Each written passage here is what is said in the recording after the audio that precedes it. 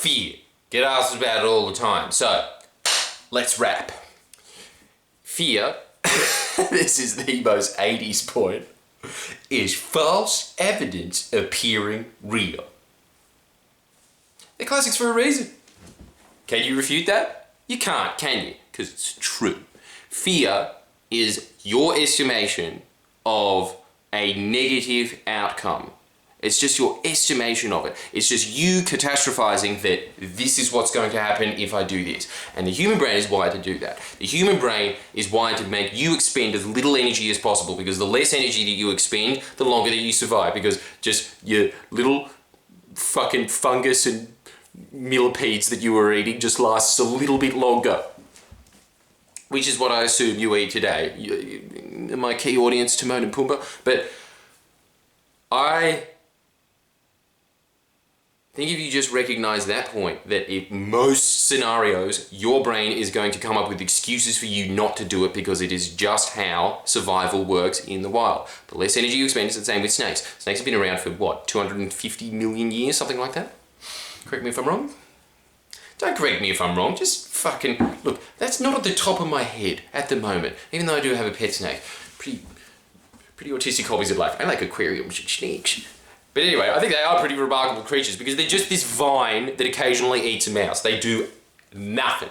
When people always say, it's cruel to keep snakes, I strongly disagree with that. Snakes, ideally, don't want to do anything except sit on a warm mat. You go, and then when they get a little bit hungry, they just stretch out and go, The only reason that they move is so that they can hunt.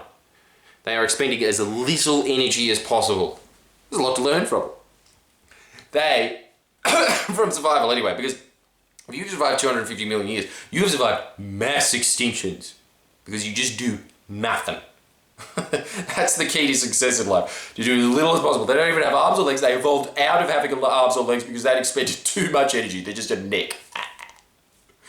And really, that is what you're not that much more evolved up the food chain. Your brain is wanting you to do that. So when you're catastrophizing, when you're fearful of something, unless you have had past experiences of that not working out, and then that's kind of like the fear that happens. But even then, you're just basing that off what happened in the past. That doesn't necessarily mean that you will get that same reaction or outcome now, because you're making a lot of assumptions with that. You're saying, I already tried that. You tried one variant on that. There's infinite variants on the thing that you tried in the past that didn't work, that you could have made a few different decisions and you would have gotten a completely different result. So that's the first thing that you need to understand. If you're just saying, if your fear is based on past evidence, that is not necessarily true. That is definitely, like, look, with stand-up, if I just based it off the first 3 experiences that I had, usually actually it's really weird when you do stand-up. The first couple of times that you do it, you kill it for some reason. Well, not everyone, and if that didn't happen to you, maybe you're just not talented. But eventually what happens is that, I don't know what happens. Either you just get complacent, the audience just can't sense that this is kind of, or like, you're just kind of just feeding off the audience and be like, hey, they're different to other audiences, so you freak out. I don't exactly know what it is, but after a while, like, you just start getting very mediocre, shitty responses, and then you just kind of get more desperate and you're just more approval seeking on stage. Please, can I have the laughs? So, what happens after a while is that you start thinking, oh, I'm never gonna work off anymore. Oh. And so a lot of people just give up at that point. They're just basing what the future will be off of past evidence, instead of learning the lessons that they could have learned and applying it to the future so that they don't make those same mistakes again. This is all basic stuff, but most people just are emotional beings. They basically just do things for an emotional reason and then they rationalize it later and think that they're very logical human beings, which is why everybody that has a picture of a philosopher as their fucking YouTube display picture is definitely a cunt. It's always the same people, just very rational beings. No. You're a whiny bitch like the rest of them, and you're just more annoying because you're just this pseudo-intellectual cunt. Sorry, anyway. I don't know why I got so bitter there. Yeah. So that's the main point that you need to understand when you're like fearful of something because of the past evidence of it. The circumstances will be completely different just by the fact that it's a different day. Most of the time, if you're just repeating that. Obviously, you're just supposed to learn those lessons and apply it. That's the main point about fear. Just like, I'll never do that again because that happened. Yeah, just don't do it that way. Do it a different way. Then the other one is just fearful of things that you haven't done. Now that is the majority of fear. The majority of fear comes from the unknown, because the human brain wants you to just keep doing what it was doing before, because it knows that it's not going to die if it did the same actions that it did before. Safe little actions. It doesn't make it feel bad. That's all your brain wants to do. So you just have to understand that point and kind of trick itself out of that, because the people that move ahead in life, they don't not feel fear. They still are scared, just like you. They've just trained themselves to stumble through the fear.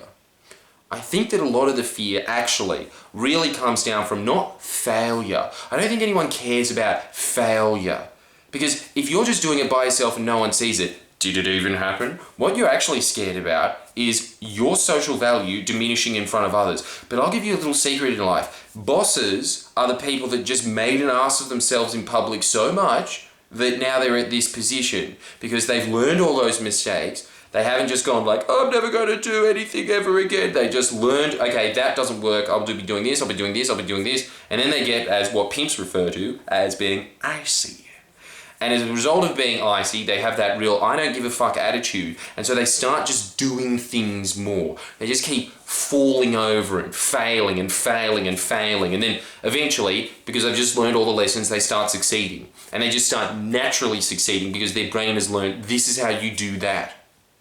So just understand that whenever you're doing anything new, you are going to be fearful of it. And that feeling does not go away until you've mastered it. Up until very recently, I was really scared of going up on stage. All the time. Every time I just have these like extreme butterflies. Now, after I've just done my 4th hour-long stand-up, isn't that crazy? Number 4. How time flies. I'm doing my 4th hour-long stand-up show. 4. I can go up with an entire hour of new material, and I just sit there and I just go, did that work? No. That? Yep, that worked. Okay, cool. That one? No, that didn't work. It's fine. You just power through. You just are so used to those feelings that they're just there now. There's no fear around it. There's no like, oh, what happens if I'm on stage and I get really bad? Is it just going to morph into Texas and they're going to electrocute me? Is that how geography works? That doesn't happen anymore. I feel fine. I understand the process. I understand that when you do a stand-up show for the first 20 or 30 times, sorry to the people who pay full price, but it's not going to be as good as the 30th time that you do it. And the 30th time that you do it is not going to be as good as the 60th time that you do it. These things just incrementally improve. And at the end of the day, that false evidence appearing real of, I'm just going to make an ass of myself and everyone's going to boo me for the entire hour. There's not going to be one good joke in the hour. No, usually what happens is there's 70% of them are good jokes. You just cut 30% of them, you rework, well, you probably cut about 15% of them and you just rework 15%. And then you do it again and then 20% doesn't work and then 10% doesn't work and then 5% and then 2% and then you just realize, oh, all these jokes are actually the ones that do work are kind of weak now in comparison to the ones that I reworked. And you just get excited about that process. You actually get excited about the fearful thing. And you are able to do something that most people can't do. Most people can't stand up in front of a crowd and try and be funny for an hour. It takes a lot of mental exertion, a lot of pushing yourself through. And that's why I like it. It's not so much the fact that I got, like people always, I don't know, I get this comment a lot from this channel where people are just going like, wow, it's just so brave that he just sits there and talks about his thoughts. Dude, I'm in a room by myself, talking to a camera. This is the least brave thing that I can do. But like to a lot of people, just doing this action is brave. Like it's so bizarre to me now to think of that as brave. I would think of brave as just a firefighter running into a building going, ah, my face, I gotta get the baby and the cat, ah. Well, you probably think that's brave as well. But you see my point. The firefighter that is getting his face melted doesn't see it as brave because he's just done it so many times. And so he knows what his face getting melted feels like. So there's no fear around it. He has like a very accurate map in his mind of how that pans out. So that's what I want you to think about when you are doing something fearful. You're not actually scared of failing. You should be, first of all, you should be excited to be failing anyway, because it just means that you're moving towards it. But the other thing is that if you are feeling fearful, it is because you're scared of social rejection. And you just need to understand that the most successful people in life are those that have faced the most amount of social rejection. They have been rejected over and over. They have had very awkward phone conversations. They've had all these, like business meetings lined up where the person clearly wants them to fuck off and you just get that vibe.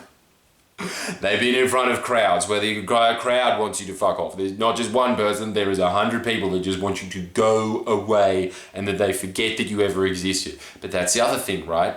I have seen a lot of comedians that have bombed. I can't remember any of them because you're only important to yourself. Most people forget about you as soon as you're off and they just go like, oh yeah, I was watching that person, okay, they're gone. Me! Just like you. It's not that important. And then you start realizing all these other things that are great as well, is that really, like if you have someone's attention, what you should be trying to do is just impact their life. Make their life feel better. It's better for you anyway. Make their life feel better. What's sick grammar? But fear, that false evidence appearing real, is a really good way of associating that in your mind, that feeling. All these shitty sentences. If you are fearful of something, just understand that you're catastrophizing. The reality, the outcome of what you do is not going to be as bad as that. You are thinking of the worst case scenario. And if you just understand that that's the worst case scenario, the other way that you kind of just wade through this, first of all, you use things like the 5 seconds rule, or you just go, okay, I'm accepting that I'm going to feel like that. Here I go anyway. You just go through it because that's what successful people do. The other thing that you can do is that you can sit there and actually map it out in your mind. You can say, okay, that's the worst case scenario. What's the best case scenario? What's the mid-tier scenario? Because usually it's somewhere in that little range, isn't it? It's never that awful or that good.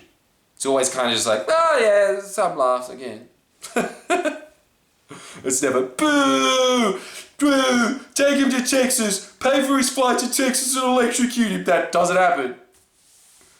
And then also, the other thing that I think happens is that you should just sit there and experience that fear firsthand. If you just sit there and you experience the best case scenario, the worst case scenario, change it around now, but if you experience those in your brain, just like the athlete that experiences winning over and over again, if you just experience that fear once, you just sit there and you really visualize the thing that you're scared of the most, you already start getting desensitized to it. Already. You've been there, you've lived that experience. And after that, the next time you think about it, I can guarantee you, that feeling would have dulled. And then on top of that, to motivate yourself, you should be thinking about the best case scenario. So you just have that little SpongeBob, yeah! So, those are your tools, right? False evidence appearing real. Write down that quote, that's homework piece 1. Second thing is, I want you to write down the thing that you're scared of, and then I just want you to write down why you're scared of it. Then you look at that, and then you will realize, okay, first of all, I've gotten that out of my head. As always, that's the first thing, is to just get out the trash.